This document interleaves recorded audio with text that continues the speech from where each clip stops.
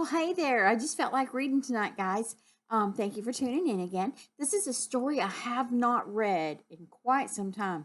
I was a school librarian at an elementary school, and I loved reading this story about Salt in his shoes. This is a story about Michael Jordan in pursuit of his dreams. Michael Jordan is a famous basketball player. And I will tell you what, his mom and another one of his relatives got together and wrote this story. So this really is about Michael Jordan. It's called Salt in His Shoes in Pursuit of a Dream.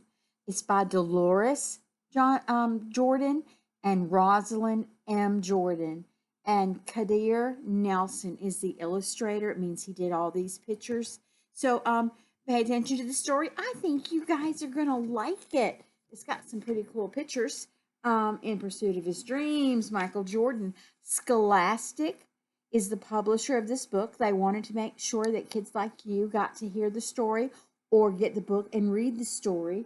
And I got this through thriftbooks.com, and they have all kinds of books. I specifically wanted this book, and so I went in there and I put Salt in His Shoes. They found it for me, and that's how I got this book. I remembered the story. So, let's go right here. Michael loved to play basketball. Every Saturday, he followed his older brothers, Larry and Ronnie, to the park, hoping that they would let him play. And if one of the guys who usually played with the team didn't show, they always did. They let him join in if someone laid out. But there was one problem. His name was Mark, and Mark was the tallest boy on the court. This one must be Mark. Hey, what's the matter, Mikey? You too short? Mike flapped his arms to Michael's face. So he's teasing him because he's not as tall. Over there! Over here, shouted Larry. But when Michael threw the ball, Mark's long arms came out of nowhere and they knocked the ball away. It flew into the hands of the player on Mark's team, and he made the basket, and the game was over. Just like that. Michael felt it was because it was too short, and his short arms didn't allow him to throw the ball far enough. You know what? I'm really sorry, guys. If I were taller, that wouldn't have happened. All the way home, Michael apologized, even though no one was mad at him. He's walking home right here. No one was mad at him. It's just a game. His oldest brother, Ronnie, tried to cheer him up. Hey, man, look, little brother, you played good today. Don't worry, we're going to win the next time. So this one must be his older brother because he's patting him on the back. Say, man, don't worry. When they got home, Michael went into the kitchen where Mama was cooking dinner. He was still disappointed, and she could tell. Hey, you guys lost again today, huh? Mama asked. Michael nodded his head. Here's Mama over here. See her? And there's Michael at the table. Michael nodded.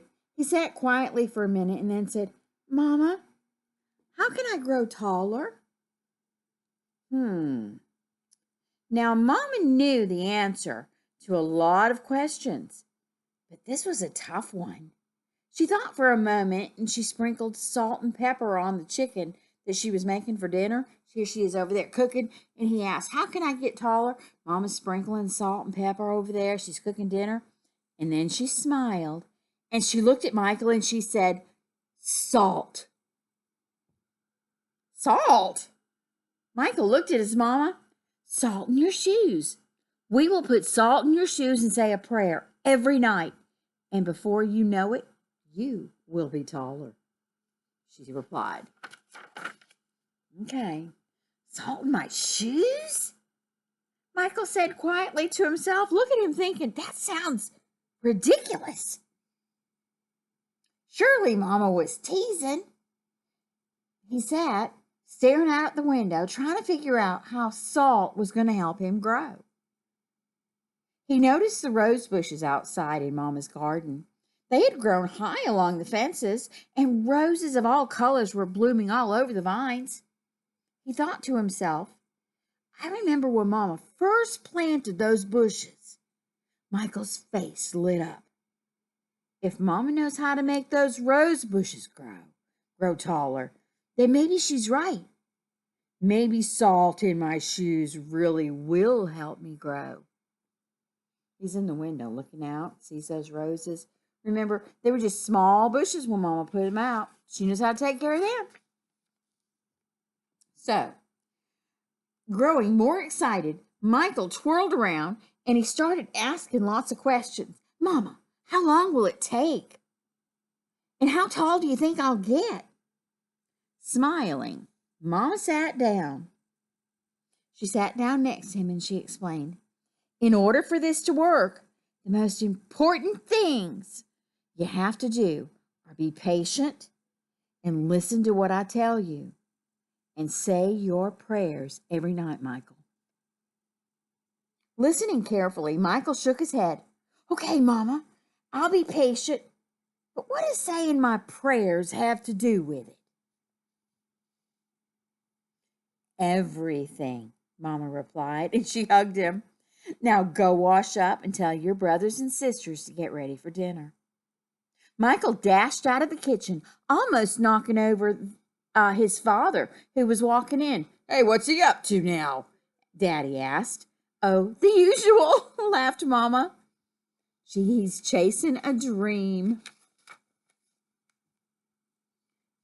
Later, during dinner, Mama noticed that Michael was barely eating anything.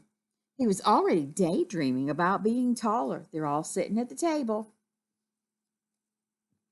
Michael, first things first. You won't grow if you don't eat, especially your vegetables, Mama said. But I'm not really hungry, he said. Raising her eyebrows, Mama gave him a stern look. You know when Mama or Daddy or someone tells you to do something, or Grandmama, and you don't want to do it, and they look at you and they go, I mean it. That's kind of what she did. Slowly, Michael picked up his fork and began to eat. Minutes later, his plate was clean, and he was even asking for more. That evening at bedtime, Michael set his favorite game shoes on the floor next to the growth chart hanging on the wall. See, some of you have been measured. I know I've measured Bryson. I've measured his mom. I measured his aunts and uncles. Let's see. He's got them out hanging on next to the growth chart, hanging on the wall. And then he put on his pajamas, and look at him. He said his prayers like his mama told him to, and he then jumped into his bed.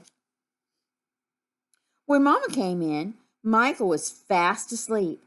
By the look on his face, she could tell he was already playing basketball in his dreams. You know those night stories that you have, Hash Brown? He was having them.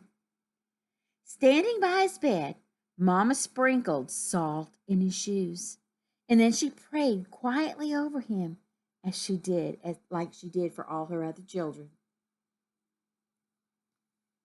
He's even got a baseball player poster on his wall. Dear God, please help Michael to be the best that he can be, and to give his best in all that he does. And Lord, could you please make him just a little bit taller tomorrow than he is today? Thank you. Amen. There's Mama praying for him. After that night, Michael wore his favorite game shoes everywhere he went, even to church. And he stopped going to the park with his brothers on Saturdays. Instead, he stayed home and he practiced. He wanted to grow a few more inches before he went back to the park. He's got a plan. He's believing he's going to grow taller, and he wants to surprise those boys. After 2 months of practicing and waiting patiently and praying, Michael stood next to the growth chart on his wall. Nothing. You see that? Nothing. He hadn't grown an inch. He was disappointed, but he did not stop believing. I've just got to give it time, like Mama said, Michael thought to himself. And you know what? That's exactly what he did. 2 more months of practicing went by, and still nothing. Now Michael was becoming a little sad.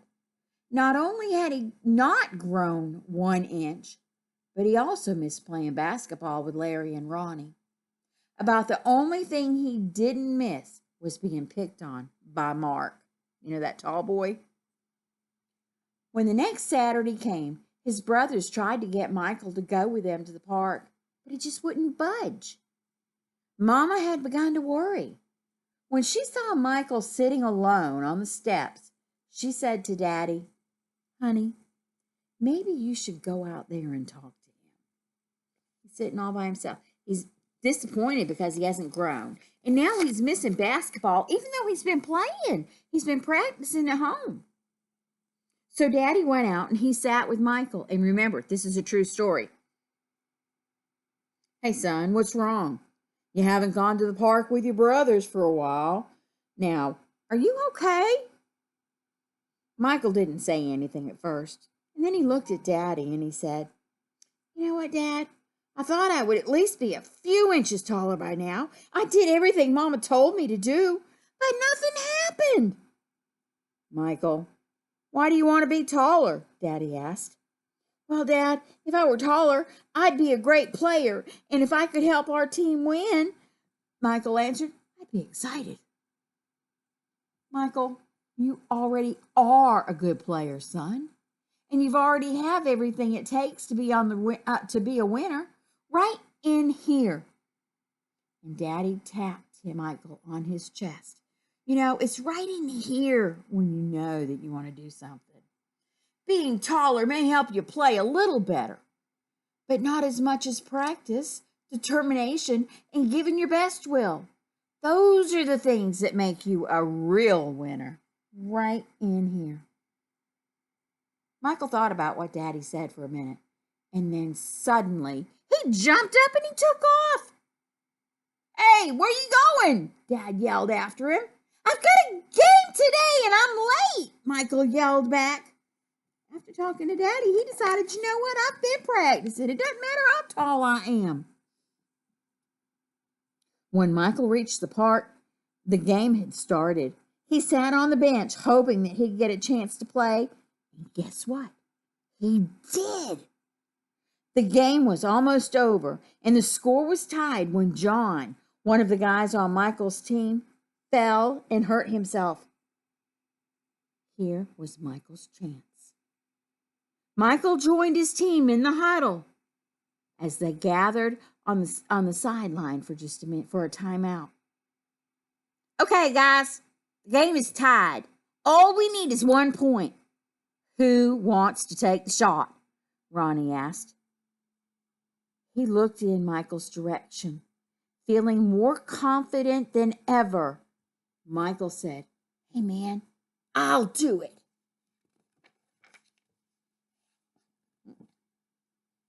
When the whistle blew and the game began again, Mark began to pick on Michael as usual. See that tall kid picking on him? You don't pick on people. Bullying is wrong. "Hey, you still trying to play with the big boys, huh?" Mark taunted. But Michael paid him absolutely no attention. Taller or not, he had been practicing, and today Michael was determined to win. Larry threw the ball inbounds to Michael. Michael caught it and he bounced it for a moment. He bounced it for a moment, and then he took off running. Look at him. As he approached Mark, Michael shifted to his right, and Mark followed. But while he was still shifting, Michael spun to his left. He stepped behind Mark and he shot. The ball arched far above his opponent's hands and fell silently through the hoop. When he threw it, it went whoosh. Didn't even hit the rim. Wow. The ball arched over his opponent's hands and fell silently through the hoop. It was 2 points. The game was over and Michael's team had won. It was just as Michael had dreamed. When he realized what he had done, Michael took off running and didn't stop until he had reached all the way home. He didn't celebrate with the team. He was so excited he ran home. Bursting through the door, he shouted, "I did it, Daddy! I did it! I shot right over that tall guy's head, and guess what? We won the game!" Running in behind him, Ronnie and Larry joined the celebration. "That's right, little brother. You did it. You won the game for us." Giving him the credit, he won the game. Michael remembered the look that Ronnie had gave him during the last time out of the game and said, "No, we won the game, but I was the star." They all laughed. After that day, Mama stopped putting salt in Michael's shoes. But Michael did not stop being patient, and he worked hard, and he prayed like she had told him. So that must be what made Michael grow to be. He's a 6 foot, 6 inch tall basketball superstar. Now, this was written by Michael Jordan's family, his mom and auntie or sister or somebody. This is true. That basketball player, boom, right there. It's all in his shoes. I hope you enjoyed it. I usually give my grandkids a blow kiss, but some of you might not be comfortable with that. So let me give my babies Hash Brown Mediddlin, and I think I want to name the other one Jumpin' Jack. A big hug. Love you guys. Have a good night. Tune in again. Thanks. Bye.